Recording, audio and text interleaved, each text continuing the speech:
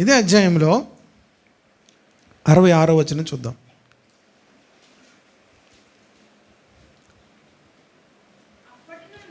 అప్పటి నుండి ఆయన శిష్యులలో అనేకులు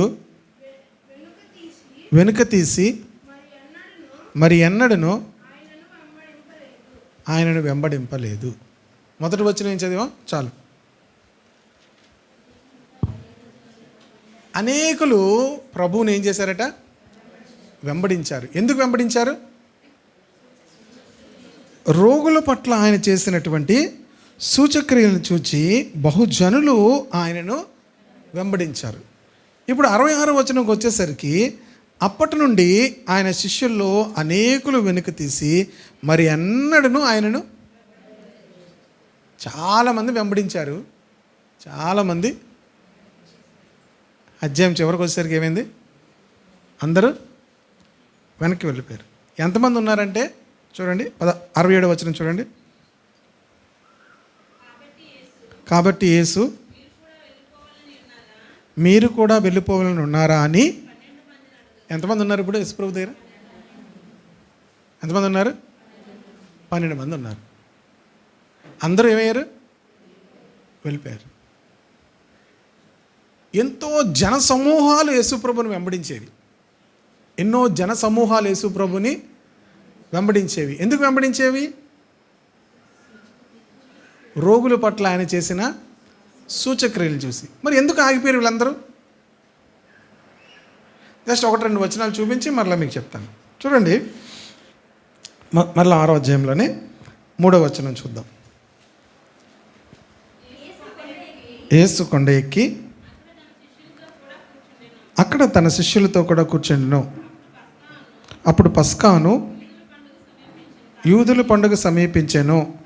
కాబట్టి యేసు కనులెత్తి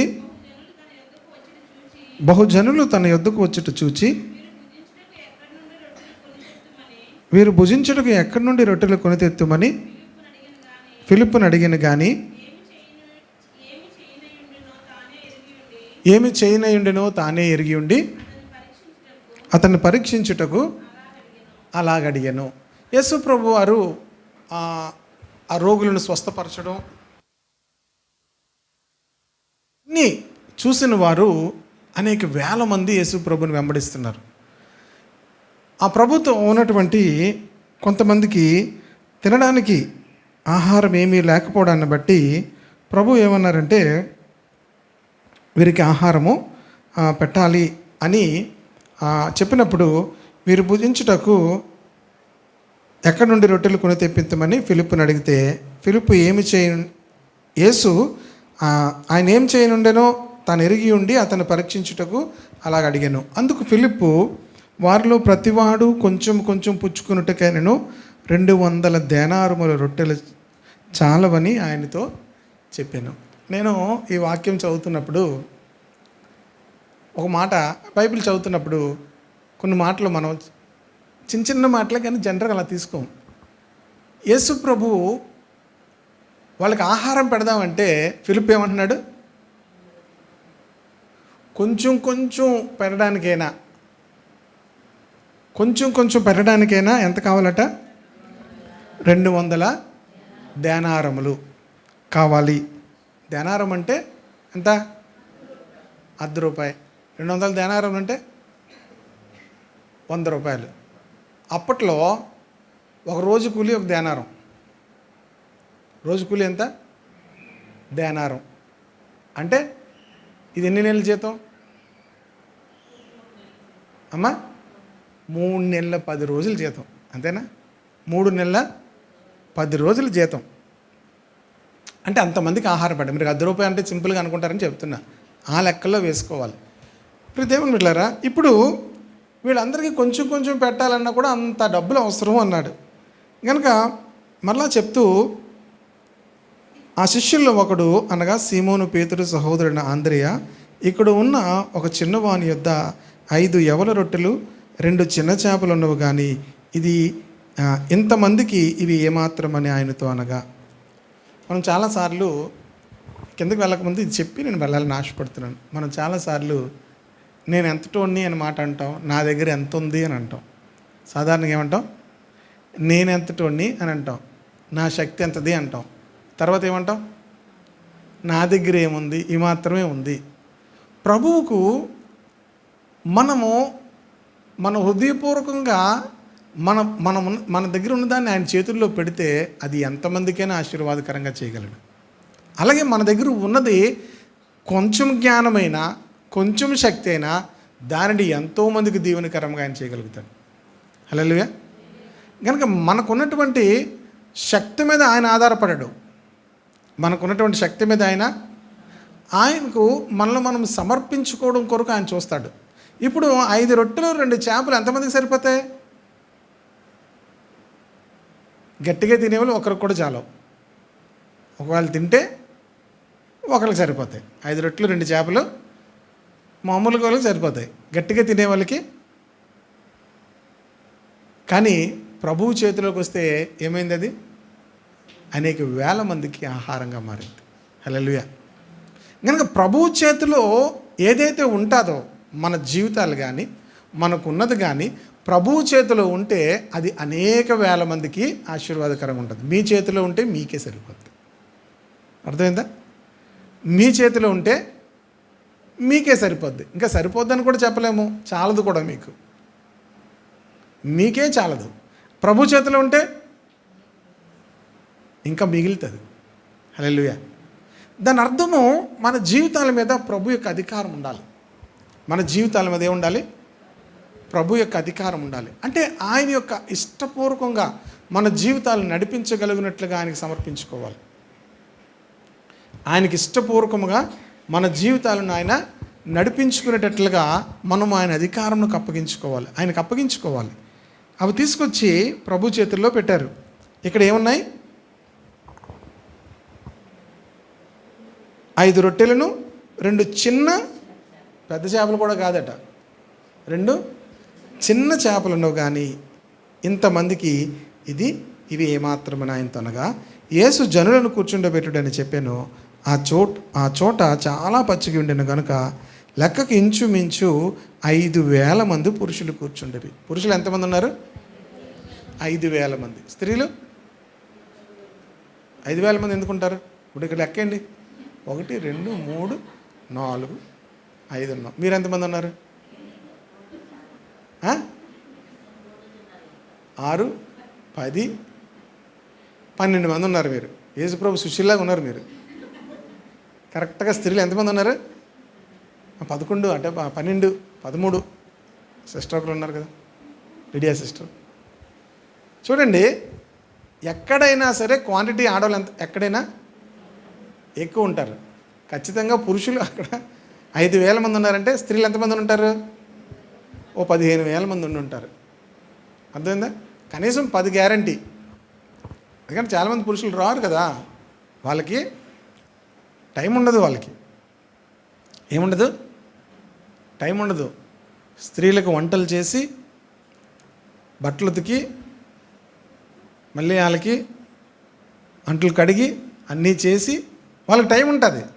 మగవాళ్ళకి ఏముండదు? టైం ఉండదు వాళ్ళకి. నిజానికి మగవాళ్ళకి టైంను వాడుకోవడం రాదు. ఆడవాళ్ళు చేసే పని మగవాళ్ళు కానీ చేస్తే ఒకరోజు మేము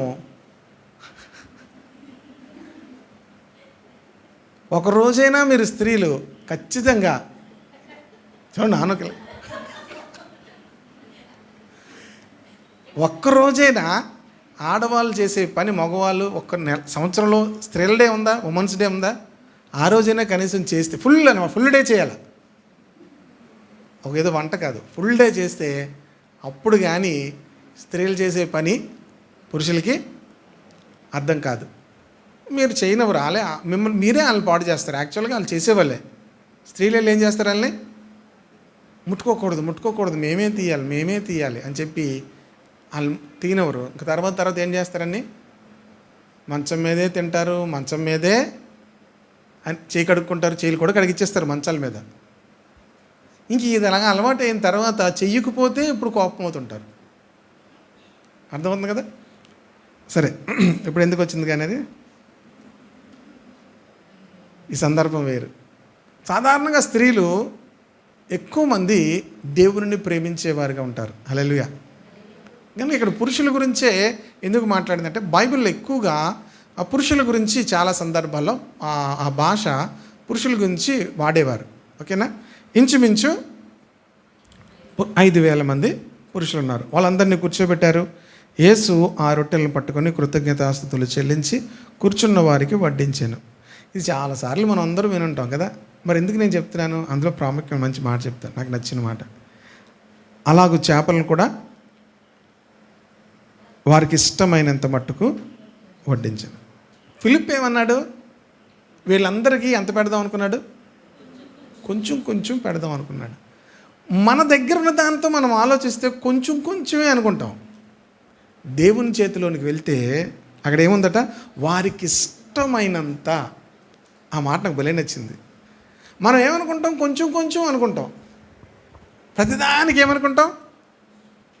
కొంచెం చాలదు, మనకి కొంచెం చాలదు అనుకుంటాం. ప్రభు చేతిలోనికి వెళ్తే అది ఏమైందట? వారికి ఇష్టమైనంత. ఎంతమందికి? ఒక ఇంచుమించు ఒక 20 పిల్లలు కూడా ఉంటారు కదా. మళ్ళీ 20,000 మంది అనుకోండి. పని కూడా పిల్లలతో 20,000 మంది. ఇప్పుడు వీళ్ళందరికీ కూడా ఇష్టమైనంతగా ప్రభు పెట్టగలిగాడు. హల్లెలూయా. మనం ఎప్పుడూ కూడా కొంచెం కొంచెమే అనుకుంటాం. మన జీవితాలు కొంచెం కొంచెం అనుకుంటాం. ప్రభు అనేకులకు ఇష్టమైనంతగా దేవుడు మన జీవితాలను అలాంటి ఆశీర్వాదకరంగా మార్చగలడు ఆయన. హల్లెలూయా. కొంచెం కొంచెమే మన చేతుల్లో అలా భయపడుతుంటాం మనం. కొంచెమే ఉంది, నా జీవితం ఎంత, నా ప్రాణం ఎంత, నా బలం ఎంత, కొంచెమే అనుకుంటాం. ప్రభు చేతుల్లో ఆ కొంచెము పిలుపు అనుకున్నాడు, వెళ్ళి కొంచెం కొంచెం పెట్టి పంపించేద్దాం అనుకున్నాడు. ప్రభు ఎప్పుడు కొంచెం కొంచెం పెట్టి పంపించేవాడు కాదు ఆయన. హల్లెలూయా. ప్రభు ఎప్పుడు కొంచెం కొంచెం పెట్టేవాడు కాదు. వారికి ఇష్టమైనంత. హల్లెలూయా. ఎంత ఎంత పెట్టారట? చేపలు కూడా వారికి ఇష్టమైనంత మట్టుకు వడ్డించారట. వారు తృప్తిగా తిన్నారట. ఎలా తిన్నారు? తృప్తిగా తిన్నారట. మన చేతుల్లో ఉంటే ఎలా ఉంటుంది? మనకి ఏదున్నా తృప్తి కలగదు. దేవుని చేతుల్లో పెడితే అదంతా ఏమైపోద్ది? అది నీకు తృప్తి మాత్రమే కాదు, అనేకులకు తృప్తిగా మారుస్తాడు. హల్లెలూయా. ఇది మన సబ్మిషన్, మన జీవితాలు దేవునికి మనల్ని మనం సబ్మిట్ చేసుకుంటే నిన్ను అనేక వేల మందికి తృప్తిగా చేస్తాడు. హల్లెలూయా.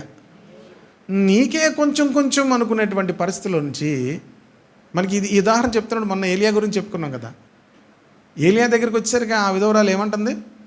కొంచెం పిండి ఉంది, కొంచెం నూనె ఉంది. ఇది మీ ఇద్దరం తినేసి ఏమవుతాం? తల్లి బిడ్డ తినేసి ఏమవుతారు అనుకుంటారట? ఇక చనిపోవడమే, ఏమీ కూడా లేదు. కొంచెమే, కొంచెం కొంచెం కొంచెం. ఆ కొంచెం ఏమైంది? దేవుడు 2.5 సంవత్సరాలు వారిని పోషించాడట. ఎంతకాలం? 2.5 సంవత్సరాలు. ఇది ఎలా సాధ్యమైంది? దేవుని చేతిలో పెట్టడాన్ని బట్టి.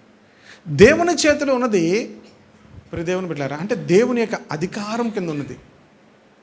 దేవుడు, నేను డబ్బు కోసం మాట్లాడలేదు ఇక్కడ, మన జీవితాలను దేవుడు అలా చేయాలని ఆశపడుతున్నాడు. హల్లెలూయా. ఇక్కడ మన డబ్బుల కోసం, డబ్బులు మ్యాటర్ కాదు. దేవునికి డబ్బులు అవసరం లేదు, మన జీవితాలు కావాలి. మనం ఆయన చేతుల్లో మన జీవితాలు పెట్టుకుంటే మనల్ని అనేకులకు ఆశీర్వాదకరంగా దేవుడు చేస్తాడు. ఆయనకు అనేకులకు ఆశీర్వాదకరంగా మనం ఉండాలి. మనం విరవబడితే దేవుడు అనేకులకు ఆశీర్వాదకరంగా దేవుడు మనల్ని చేస్తాడు. ఆమె విరవాలి. ఏం చేయాలి? దేవుడు ఏం చేయాలి? ఆ రొట్టెలు దేవుడు ఏం చేశారు? విరిచాడు. మిమ్మల్ని విరిస్తే మీరేం చేస్తారు? మనం విరిస్తే ఎలా మనకు విరవడం అంటే మనకు చాలా కష్టం. దేవుడు ఒక వ్యక్తిని అనేకులకు ఆశీర్వాదకరంగా చేయాలంటే వారిని విరుస్తాడు. ఏం చేస్తాడు? విరుస్తాడు. విరిచినప్పుడు మనకు చాలా బాధగా ఉంటుంది. మనకేం కలుగుతుంది? చాలా బాధగా ఉంటుంది. ఈ విరిగిపోయినటువంటి ఆ స్థితి మనకు అందరికీ కూడా కష్టంగా ఉంటుంది. కానీ దేవుడు ఏం చేస్తాడంటే, నువ్వు అనేకులకు ఆహారం అవ్వాలి అంటే నిన్ను విరవాలి. దేవుడు ఏం చేయాలి? ఎలా విరుస్తాడు?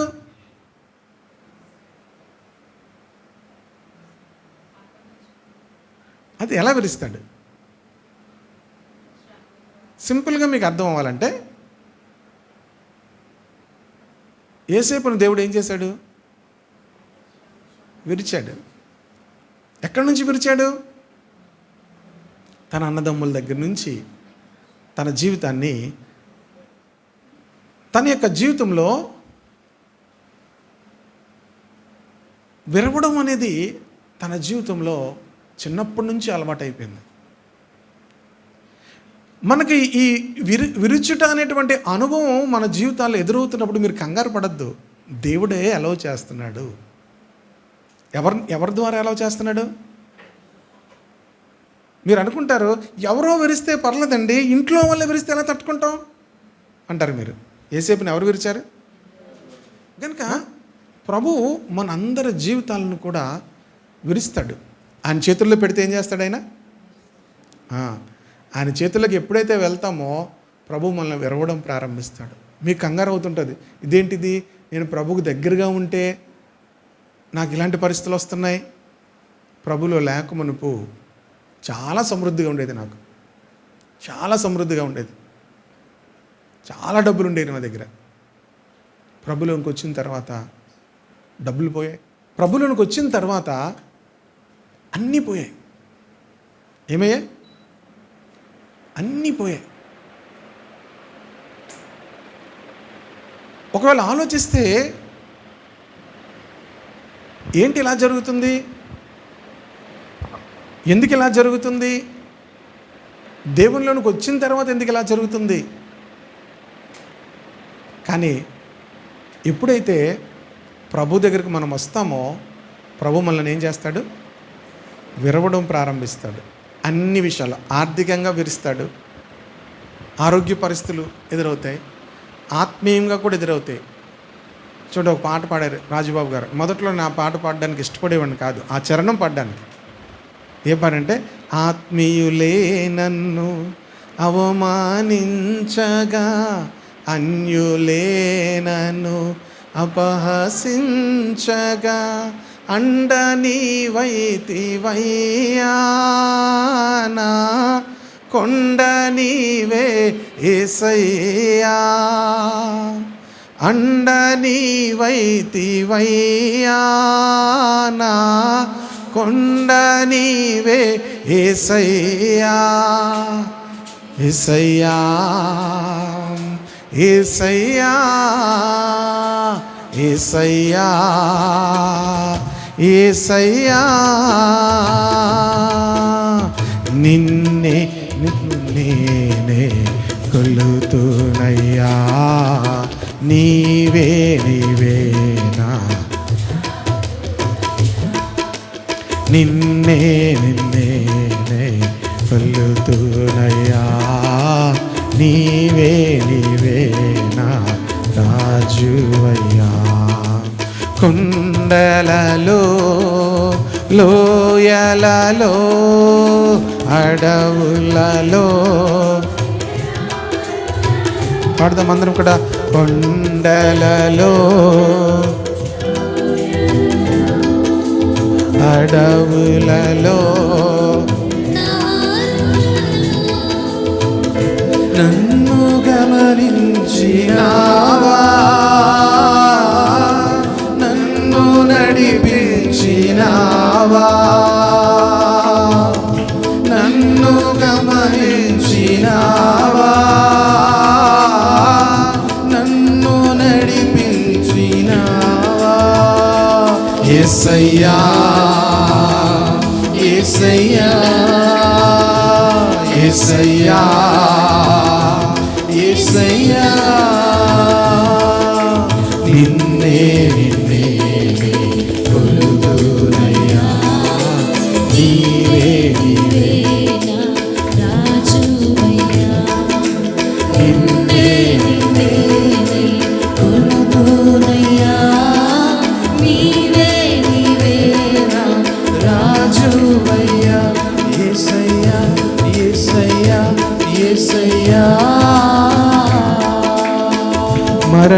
ఛాయలలో మెరిసిన నీ ప్రేమ, నలిగిన బ్రతుకున కురిసిన నీ కృప, మరణ ఛాయలలో మెరిసిన నీ కృప, నలిగిన బ్రతుకున కురిసిన నీ కృప, కలలా కడ తెచ్చినావా, నీ వలలో నన్ను మూసినావా, కలలా కడ తెచ్చినావా, నీ వలలో నన్ను మూసినావా, యేసయ్యా యేసయ్యా యేసయ్యా యేసయ్యా, నిన్నే కొలుతునయ్యా, నీవే నీవే నా రాజువయ్యా, నిన్నే నిన్నే కొలుతునయ్యా, నీవే నీవే నా రాజువయ్యా, యేసయ్యా యేసయ్యా యేసయ్యా.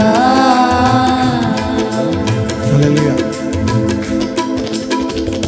కనుక ప్రభు చేతుల్లోనికి మన జీవితాలు, ప్రభు చిత్తానికి మన జీవితాలు ఎప్పుడైతే అప్పగించుకుంటామో ప్రభు మనల్ని విరవడం ప్రారంభిస్తాడు.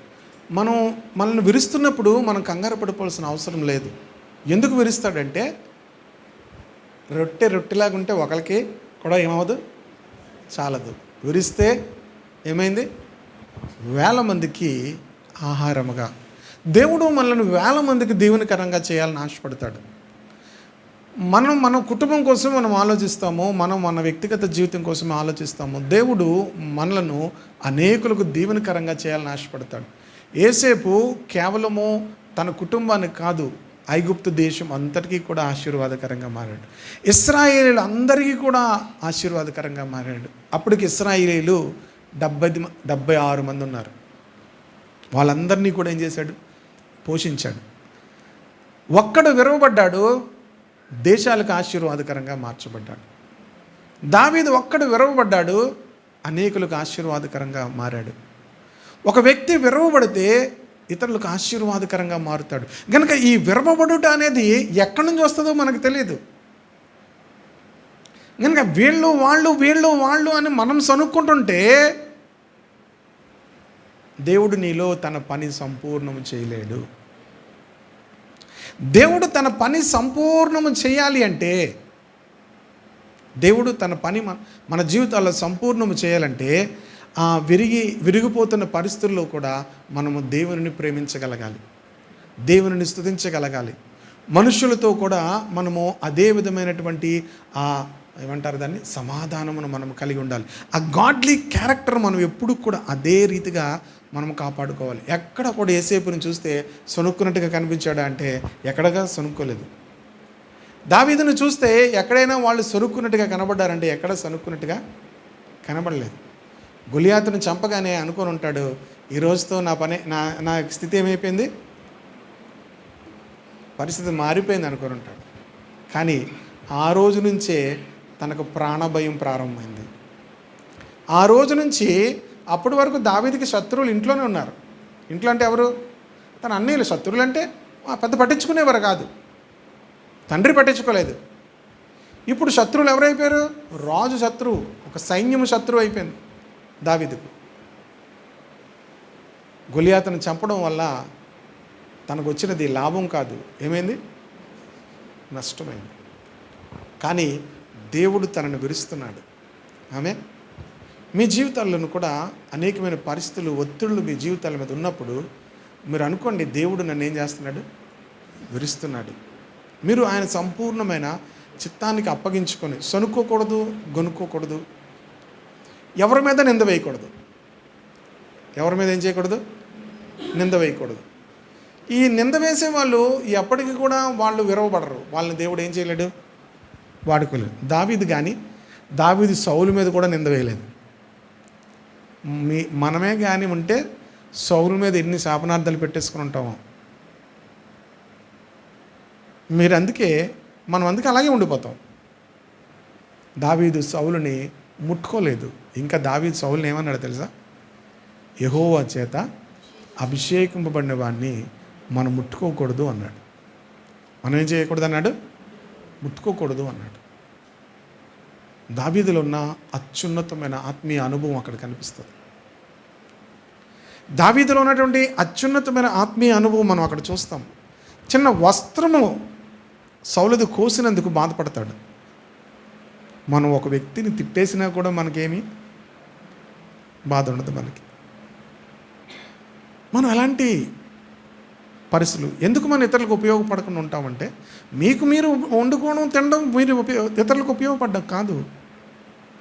దేవుడు మిమ్మల్ని విరిస్తే మీరు ఎన్ని వేల మందికి ఆశీర్వాదకరంగా మారుతారు. హల్లెలూయా. మిమ్మల్ని విరిచినప్పుడు ఎవరి మీద కూడా ఏం చేసుకోకూడదు.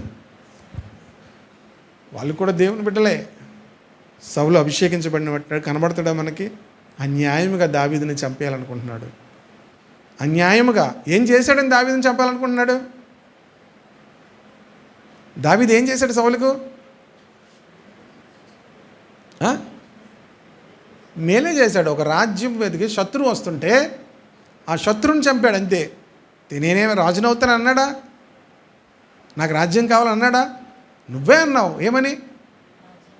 సగం రాజ్యాన్ని ఇస్తాను, మా కూతుర్నిచ్చి పెళ్లి చేస్తానని నువ్వే చెప్పావు. ఏమైపోయింది ఇప్పుడు? ఆ మాటలన్నీ కూడా కక్ష పెట్టుకున్నాడు. విషపు చూపు చూడడం ప్రారంభించారట. ఏ చూపు? విషపు చూపు చూడడం ప్రారంభించారు. ఎవరు? అల్లుడు. తనకు విజయాన్ని ఇచ్చినటువంటి దావీదుని విషపు చూపు చూడండి. ఇవన్నీ కూడా ఒక చిన్న వయసులో ఉన్నటువంటి వ్యక్తి. దావీదు సుమారు ఒక 17-18 సంవత్సరాల వయసులో ఉన్నాడంతే. ఆ వ్యక్తి హృదయం ఎలా ఉంటుంది? వీటన్నిటి మధ్యలో దేవుడు తన పని తనలో జరిగిస్తున్నాడు. హల్లెలూయా. విరుస్తున్నాడు. మనము మన జీవితాల్లో దేవుడు మనల్ని విరుస్తున్నప్పుడు కంగారు పడకూడదు. ఎందుకు మనల్ని విరుస్తాడంటే అనేక వేల మందికి దీవెనకరంగా చేయడం ప్రారంభిస్తాడు. ఆమె కొంచెమే మనం ఏమనుకుంటాం? కొంచెం ఉంది నా దగ్గర, నేను కొంచెమే అనుకుంటాం. దేవుని చేతుల్లో పెడితే విరుస్తాడు. విరచి అనేక వేల మందికి నీ జీవితాన్ని తృప్తికరంగా మారుస్తాడు. హల్లెలూయా. సేద తీర్చేవారుగా దేవుడు మనల్ని చేస్తాడు. అనేకులకు సేద తీర్చేవారుగా చేయాలని ఆశపడతాడు. ఇవన్నీ కూడా ఈ ఆత్మీయ అనుభవాలు, వాక్యాలు చదువుతున్నప్పుడు మనం మోకాళ్ళ మీదకి వెళ్ళిపోయి మనం అలా ప్రార్థించాలి. నేను ఆ మాటలు చదువుతుంటే ఫిలిప్ అంటున్నాడు కొంచెం కొంచెం పెడదాం అనుకుంటున్నాడు. ఫిలిప్ నా దగ్గరికి వచ్చిన నేను కొంచెం కొంచెం పెట్టేవాడిని కాదు. నేను వాళ్ళకి ఇష్టమైనదంతా ఇచ్చేవాడిని, వాళ్ళని తృప్తిపరిచేవాడిని. మీరు మనుషులు మీరు కొంచెం కొంచెం ఇవ్వాలనుకుంటారు. ఆ కొంచెం కొంచెం ఇవ్వడానికి కూడా మీ దగ్గర ఏమీ లేదు. ఎవరో ఒకరో పిల్లవాడు ఏం చేశాడు? ఒక చిన్న త్యాగం చేశాడు. ఇప్పుడు ఆ పిల్లవాడు నేను ఏమనంటే బాక్స్ నాది అంటే మా మమ్మీ పెట్టింది నాకు 5 రొట్టెలు 2 చేపలు మా మమ్మీ పెట్టింది, నేను ఎవరంటే సంతోషంగా ఇచ్చాడు. దేవునికి స్తోత్రం కలగను కాదు. నాకు ఎలాగానే ఆలోచించలేదు. అక్కడ ఆ క్యారెక్టర్ మనం ఎవరు గుర్తించుకోం. కానీ ఈ రోజుల్లో పిల్లలు ఎవరైనా అలాగిస్తారా? అక్కడ ఎవరికి ఆహారం లేదు, అది తీసుకెళ్ళి ఇస్తారా? ఇప్పుడు అసలు హీరో ఎవరు ఇక్కడ? ఆ చిన్న పిల్లవాడు ఉన్నటువంటి ఆ 5 రొట్టెలు 2 చేపలు ఏం చేశాడు? వాళ్ళు అడిగితే ఇచ్చారు. నేను ఎందుకు ఇస్తాను, నాదెందుకు ఇస్తాను అని అనలేదు. ప్రభుకి ఇచ్చాడు. హల్లెలూయా. ప్రభు చేతుల్లో పెట్టారు. ప్రభు వాటిని విరచి వారికి ఇష్టమైనంత వరకు వడ్డించండి అని చెప్పాడు. వారి ఎంత తినగలరో వారికి వాళ్ళు తృప్తిగా తినిన తర్వాత చూడండి ఎంత బాగుంటుందో. 12వ వచనం, వారు తృప్తిగా తినిన తర్వాత ఏమీ నష్టపడకుండా, ఏమీ నష్టపడకుండా చాలా జాగ్రత్తగా ఉండాలి. ప్రభు చాలా క్రమమైన వ్యక్తి. ఏమీ నష్టపడకుండా శిష్యులు తినేసిన తర్వాత అందరూ చాలామంది తినేసిన తర్వాత ఏం చేస్తారు? అక్కర్లేకపోయినా వేయించుకుంటారు. తర్వాత ఏం చేస్తారు? పడేస్తారు. ఎంతైనా తినండి, ఏం చేయొద్దు అంటున్నాడు? నష్టపడకూడదు. ఇది ప్రభు దగ్గర నుంచి మనం నేర్చుకోవాలి. ఈరోజు బోల్డ్ చెప్దాం అనుకున్నాను, ఇక్కడే ఆగిపోయాను. ఇంకా కిందకి వెళ్ళిన తర్వాత చెప్తాను. ఏది నష్టపడకూడదు. నేను ఈ మాటలు చిన్న చిన్న మాటలుగానే అవన్నీ చూసి ప్రభు దగ్గర నుంచే మనం నేర్చుకోవాలి. అవి ఏది నష్టపడకూడదు, మన జీవితాల్లో ఏమవకూడదు, ఏది నష్టపడకూడదు. ఇది మీరు అలవాటు చేసుకోవాలి. ఇది ప్రభు లక్షణం. ఏది కూడా ఏం చేయకూడదు, నష్టపడకుండా అన్నీ ఏం చేయమన్నాడు, మిగిలిన ముక్కలు పోగు చేయడని ఎవరితో చెప్పారు? ఇక్కడ మళ్ళీ ఒక మంచి మాట నేర్చుకోవచ్చు. నేను నేర్చుకున్నాను. వడ్డించింది ఎవరు? ఎవరు వడ్డించుంటారు? పోగు చేసింది ఎవరు? ప్రభు దగ్గర వాళ్ళు వాడబడ్డారంటే ఇలాంటి పనులన్నీ ముందు చేశారు. ప్రభు చేతిలో వారు వాడబడ్డారు. తర్వాత అంత బలమైన కార్యాలు చేశారంటే అందరికీ ఏం చేశారు? వాళ్ళు వడ్డించారు. అందరికీ తినేసిన తర్వాత మళ్ళీ ఏం చేశారు? ఎవరు చెప్తున్నాడు ఆయన? నష్టపడకుండా ఏం చేయమంటున్నాడు? ముక్కలు పోగు చేయడని తన శిష్యులతో చెప్పాను. హల్లెలూయా. శిష్యులు, అందుకని మనం బైబిల్ చదువుతున్నప్పుడు మనం ఎదుగుతున్న కొద్దీ ప్రతి వర్డ్ కూడా చాలా ప్రాముఖ్యమైనది. శిష్యులు ఈ పనులన్నీ చేశారు. ముందు అందరినీ లైన్లో కూర్చోబెట్టారు. ఆ ముక్కలు తీసుకొచ్చారు.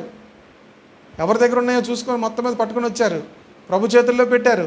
తీసుకొచ్చి ప్రభు విరిచి వారికి వడ్డించండి అంటే అందరికి ఏం చేశారు? వడ్డించారు. ఇక్కడ శిష్యులు తిన్నట్టు ఉందా? తిన్నారా లేదు? తినే ఉంటారు. పోనీ తిన్న వెంటనే ఏం పని? మరలా పోగు చేయాలి. దేవుని చేత వాడబడాలి అంటే తర్వాత దినాల్లో ప్రభు చేత ఒక్కొక్కరు ఎంతో బలముగా వాడబడ్డారు. పేతురు, యోహాను, ఫిలిప్పు అందరూ కూడా దేవుని బిడ్డలారా ఎంతో బలంగా వాడబడ్డారు. ఎందుకు వాడబడ్డారు? దేవుడు ఎందుకు వాడుకున్నాడు? వాళ్ళు ప్రభు చెప్పిన పని పరిచర్య చేశారు. కూర్చోబెట్టారు, వడ్డించారు, అన్నీ చేశారు. తర్వాత ఏం చేశారు? మొక్కలు పోగు చేశారు, గంపల్లో పెట్టారు. 12 గంపలు ఎత్తారు. ఈ 12 మళ్ళీ తీసుకొచ్చి ఏం చేశారు? ఎవరింటికి పంపించుంటారు? ఇప్పుడు ఇవన్నీ ఎవరికి చెందినవి?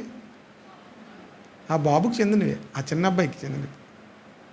మరి దేవుని బిడ్డలారా ఇవన్నీ కూడా శిష్యులు చేశారు. నేను ఆ చిన్న మ్యాటర్లోనే నేను చదువుతూ మన హృదయాలు అలా దేవుడు చూపిస్తుంటే సంతోషం కలుగుతుంది.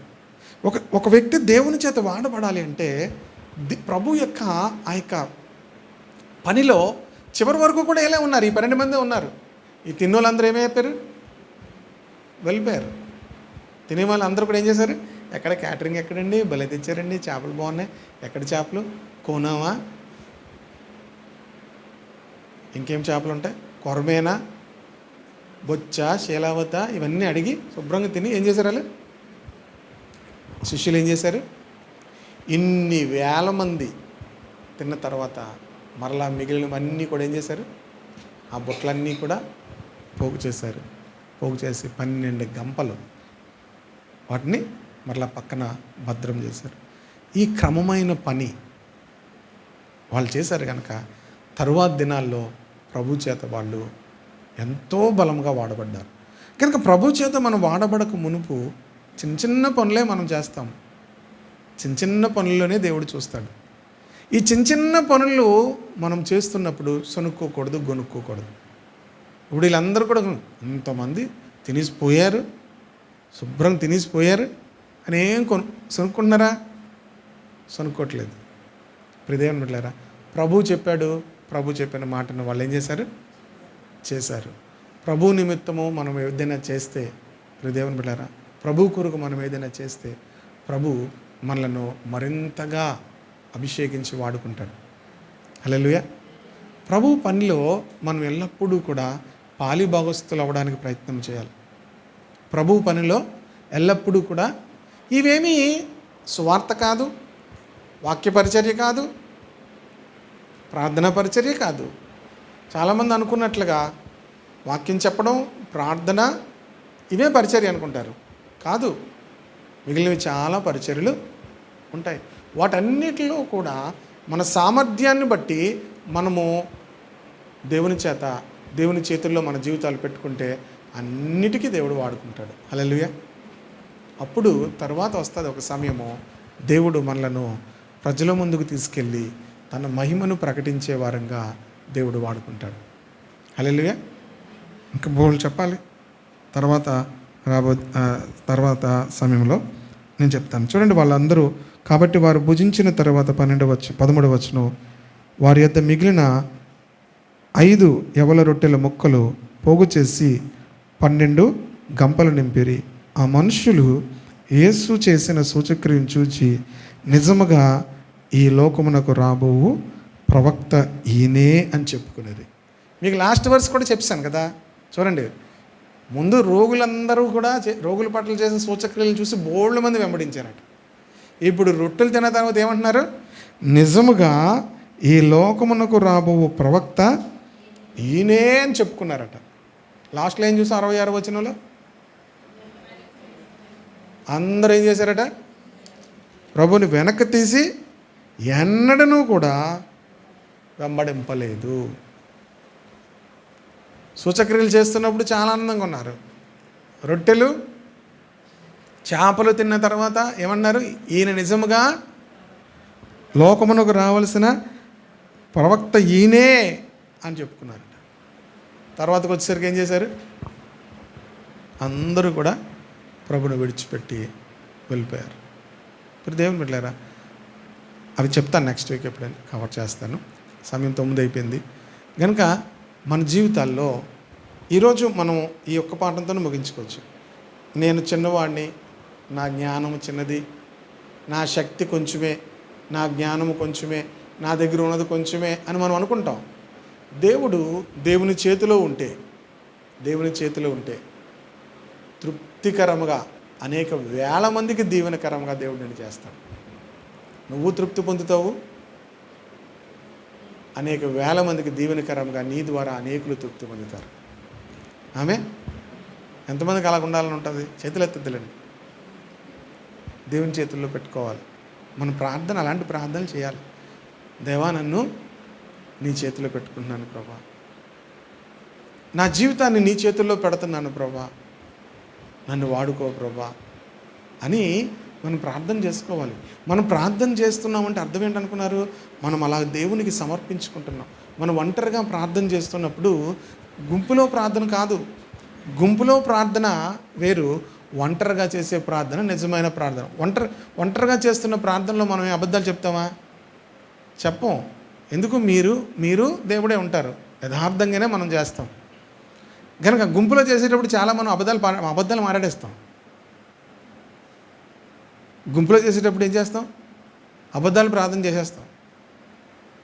కానీ ఒంటరిగా చేసేటప్పుడు అబద్ధాలు చేయలేము, యథార్థంగానే చేస్తాం. ఎందుకంటే యేసు ప్రభువుకు మన హృదయం తెలుసు కనుక ప్రియ దేవుని బిడ్డలారా, యథార్థంగా దేవునికి మనం ఏం చేసుకోవాలి?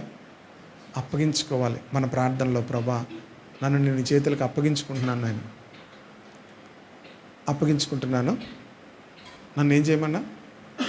వాడుకో ప్రభా, ప్రైజ్ ది లార్డ్, నన్ను వాడుకో అని మీరు ప్రార్థిస్తే దేవుడు నీకున్న శక్తి, సామర్థ్యం, బుద్ధి, జ్ఞానము తక్కువైనా దేవుడు నిన్ను వాడుకుంటాడు. హల్లెలూయా. నేను కూడా ఉన్నానయ్యా, నన్ను వాడుకో యేసయ్యా, నేను కూడా ఉన్నానయ్యా, నన్ను వాడుకో యేసయ్యా, పనికిరాని పాత్రనని నన్ను పారవేయకు యేసయ్యా,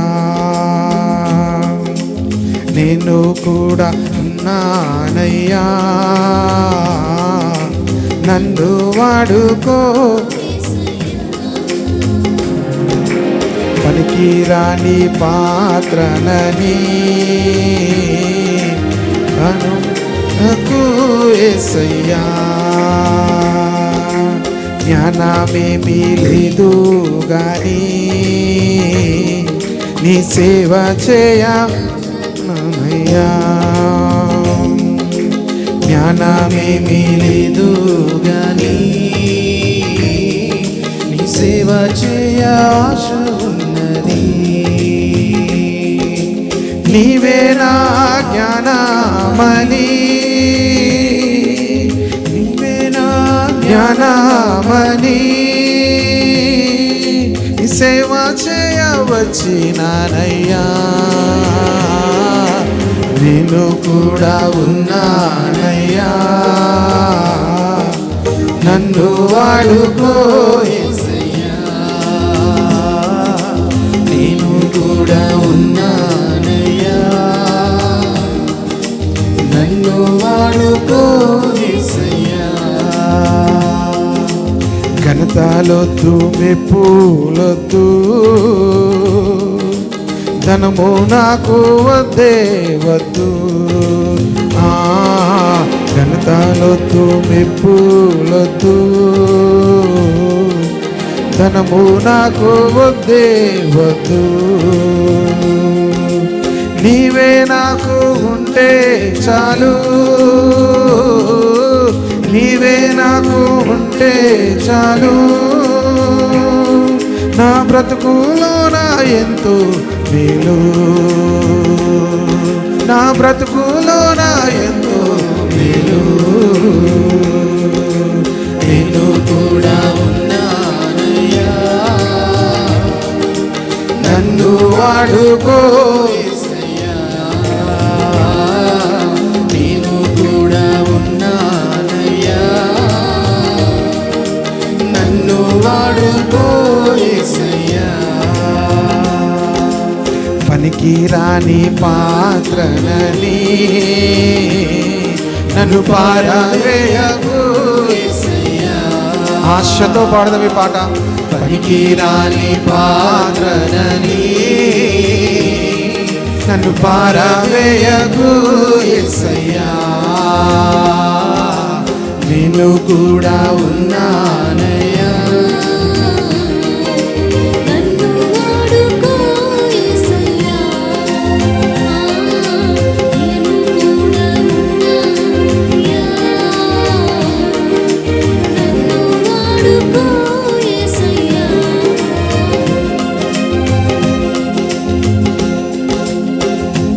అందరూ కూడా ఒక్క నిమిషం కళ్ళు మూసుకొని,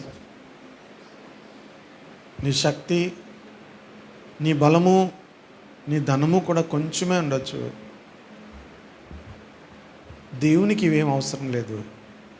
నీవు ఆయన చేతుల్లో వాటిని పెడితే దేవుడు నిన్ను వాడుకుంటాడు. అనేక వేల మందికి దీవెనకరంగా నేను చేస్తాడు. నేను అనేక సార్లు అనుకునేవాడిని, ప్రభా నా శక్తి అయిపోయింది, నా బలం అయిపోతుంది అని నేను అనుకునేవాడిని. ఆయన చేతుల్లో పెడితే కొంచెమే నువ్వు అనుకోవచ్చు, అనేకులు తృప్తి పొందటానికి, అనేకులు సేదతీరడానికి దేవుడు ఆశీర్వదించగలడు. ప్రభు ఈ రాత్రి నేను కొద్దిమందిగా ఉన్నటువంటి మా అందరి జీవితాల్లో కూడా నీ వాక్యం ఫలింపచేయండి దేవా. ప్రతి ఒక్కరూ కూడా నీ చేత వాడబడే కృప వారికి దయచేయండి. నీ చేతుల్లో పెట్టుకుంటే ప్రభా నువ్వు ఎంతగా వాడుకుంటావు. నువ్వు మమ్మల్ని విరిచినప్పుడు ప్రభా మేము సంతోషముతో, విశ్వాసముతో నన్ను నిన్ను వెంబడిస్తే తర్వాత దినాల్లో మమ్మల్ని ఎంతోమందికి దీవెనకరంగా చేస్తావు. యేసేపును చేసావు, దావీదును చేసావు ప్రభా. మమ్మల్ని కూడా చేయగలిగిన దేవుడవు ప్రభా. ఇక్కడున్న ప్రతి బిడ్డను కూడా ఆ రీతిగా వాడుకోండి నాయన. రేపు పునరుత్థాన దినము కొరకు కూడా మమ్మల్ని సిద్ధపరచండి. నీ సన్నిధిలో మేమందరము కనబడి ప్రభు నిన్ను ఆరాధించి, నిన్ను ఘనపరిచి, మహిమపరుచినట్లుగా మాకు సహాయం చేయండి. నీకు స్తుతులు చెల్లిస్తున్నాం ప్రభా. దూరం నుండి వచ్చిన బిడ్డలు ఉన్నారు, వారిని ఆశీర్వదించమని ప్రార్థన చేస్తున్నాను నాయన. అమ్మగారు లక్ష్మణ్ గారిని జ్ఞాపకం చేసుకోండి, ఎంతో బలహీనంగా ఉన్నారని చెప్పి ఉన్నారు తండ్రి. నీ గాయపడిన హస్తముతో మీరు ముట్టండి ప్రభా. ప్రతి బలహీనత దూరపరచండి. శరీరమునకు, నాన్న ఎముకలకు, నరములకు సత్తువు దయచేయమని కోరుతున్నాను. దైవకున్న బిడ్డలు అందరినీ మరొకసారి యేసు నామములో దీవిస్తున్నాను. షకినాన్ని కూడా మీరు ముట్టండి, స్వస్థపరచండి తండ్రి. నాయనా నీకు వందనాలు, దైవానికి వందనాలు. నీ కృపకు ప్రతి బిడ్డను అప్పగిస్తున్నాను. గొప్ప కార్యాలు ఆయన చేయడానికి వారందరినీ సిద్ధపరచమని సమస్త మహిమ ఘనత ప్రభావాలు మీకు మాత్రమే చెల్లిస్తూ యేసు శక్తిగల నామములో ప్రార్థిస్తున్నాం తండ్రి. ఆమేన్, ఆమేన్.